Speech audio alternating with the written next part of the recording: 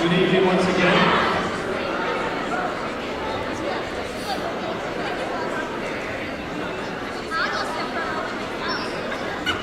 It's always wonderful when we have the chance to bring back a South Lyon High School graduate. Kevin was an academic letter winner just like you, sitting in your seat not too long ago. He graduated as valedictorian in 2003, and he has dedicated his life to sharing a message of peace and hope.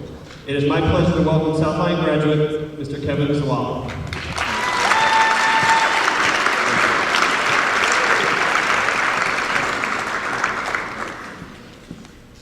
Wow, awesome. How's everybody doing today? Tonight, evening slash day.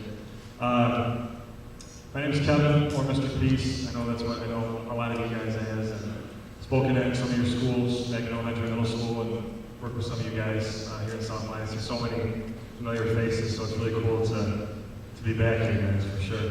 Before we begin any of my talks, though, I'd just like to let everybody know that I'm speaking to let everybody know that every single breath that I take tonight is going to be worth your time.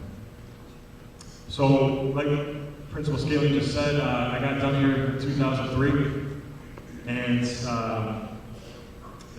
crazy to think it's been that long. My sister Hillary went here, she got done in 07, and now I got my little brother, he's starting to get big, but he still can't take me in basketball.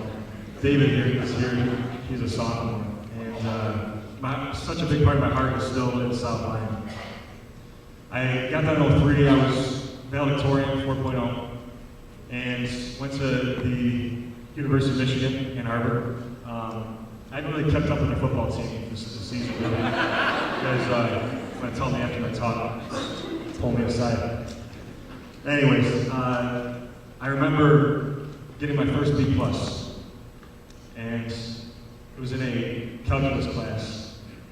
And I remember getting the grade back at the end of the semester and looking to my left and to my right in this class of about 750 students, and just thinking to myself that I was a failure, that I wasn't as good as the person sitting to the left or right of me.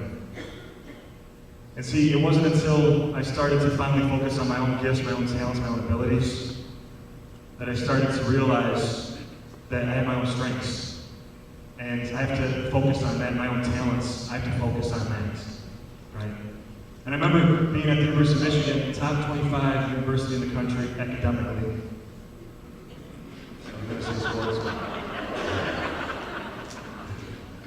Academically. And I seriously had some of my friends that would come up to me and say, hey Kevin, it's great what you're doing, trying to, spread positivity and all this stuff, but I'm here solely for my academics. What's in the books? And Mark Twain once said that I never let my schooling interfere with my true education. I never let my schooling interfere with my true education.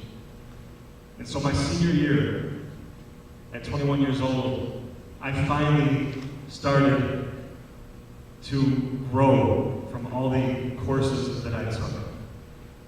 I got straight A's here at South Lyon High. I got great grades up until my senior year, of school, and even better in college. But I did it just to be able to get the A. Be able to have a great dinner here with the Academic Letter Award tonight. But whatever I learned, I just would spit it back on a piece of paper. I didn't really process it. I didn't really challenge it. I didn't really breathe it in. And I remember my senior year, the first time, I started taking some of my professors out to lunch and just picking their brains for any wisdom that I could just get, not just with what was going on in class, but just hearing them talk about life. And so, what I'm trying to let all of you in on is that tonight we're celebrating success, right? But that it is okay down the road to have failures, to make mistakes, but only if you grow from them and learn from them. What's the opposite of success? Anybody? Opposite of success? Quitting. That's right. Most people say failure, right? The opposite of success. But it's giving up, it's quitting. And guys, look, it took Edison over 1,000 tries, 10,000 tries actually, you think about all the experiments he did to get these lights working. Babe Ruth, one of the all-time leaders in home runs. He also led in a different category. Strikeouts, right? Now he's a great king leader. And Michael Jordan, he failed over and over and over and over and over again, and that's why he succeeded. He missed so many game-winning shots and buzzer beaters, and got cut from the freshman basketball team, went home that night, locked himself in the room, cried himself to sleep.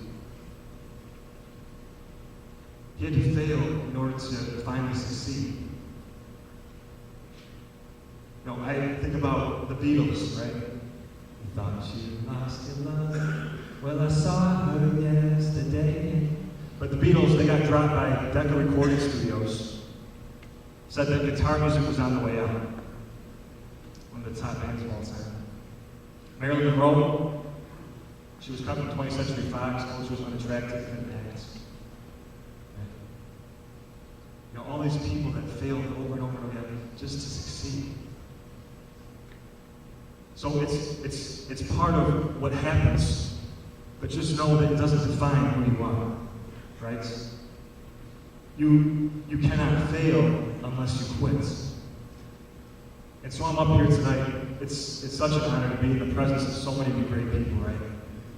Because everyone that's sitting next to you, everybody that you chose to be your guest tonight, you give these people hope. You give me hope. And so you can't give up. You can never give up. Because here's the facts, guys, is that the knowledge that you've already gained here at South Lyon High up until this point, the knowledge that you're going to continue to gain to the end of high school, and then to college, graduate college, some of you that are going to go for your PhDs, some of you that are going to so many different professions, that you can't give up because this world needs you.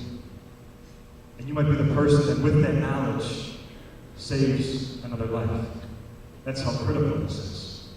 And whether that's a teacher, a doctor performing surgery, a teacher just being there for a student or his student, a firefighter, law enforcement official, an environmentalist, a hip-hop artist, / spoken word poet, / youth minister, / videographer.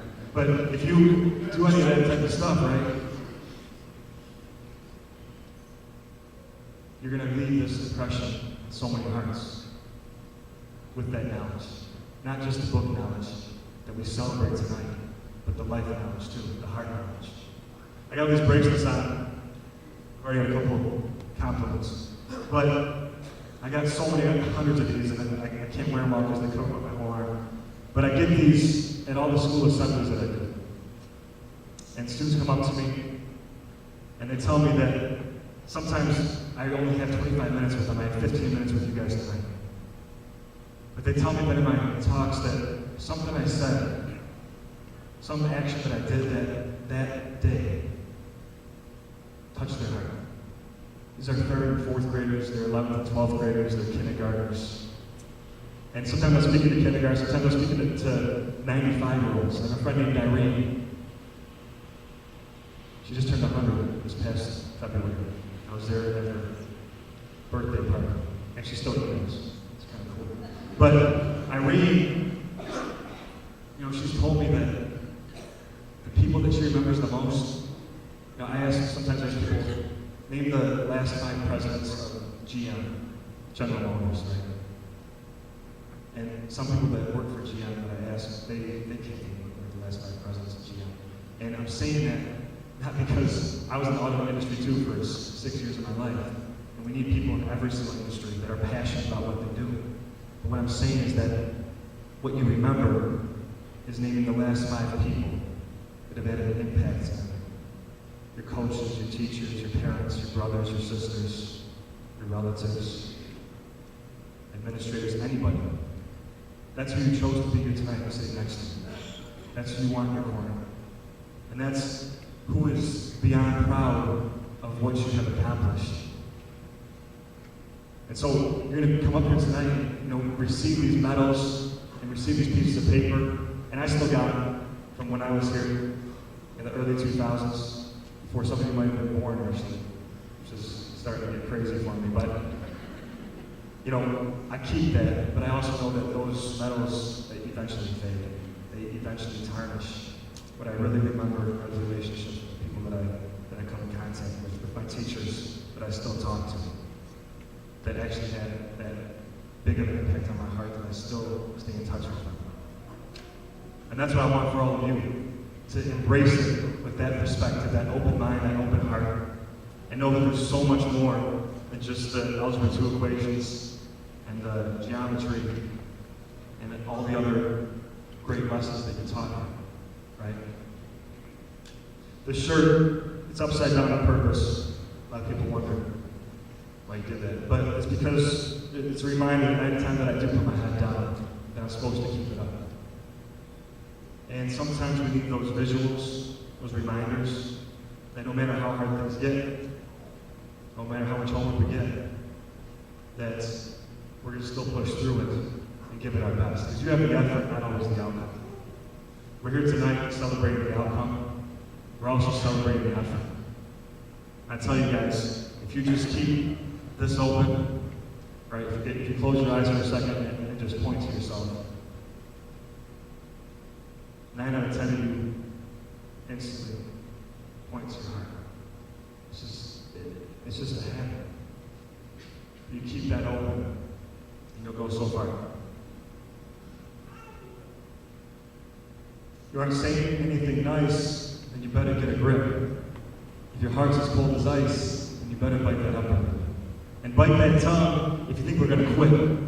Even if we fail, we're still trying. That's how Michael Jordan lived.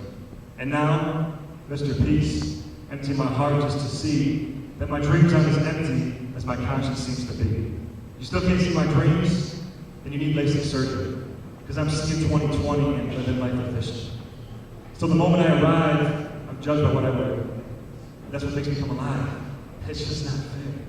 So I'll keep making strides while being skeptical remains. And I'll flourish and I'll thrive through the soul of my refrains. You see, the people are my passion. And the reason why I'm rapping. Bringing inner satisfaction. Love is all that I'm striving. So just know that until your last breath, until your expiration, that if you just keep sharing who you are in your hearts, you'll be this world's inspiration. Thank you guys for touching my heart tonight.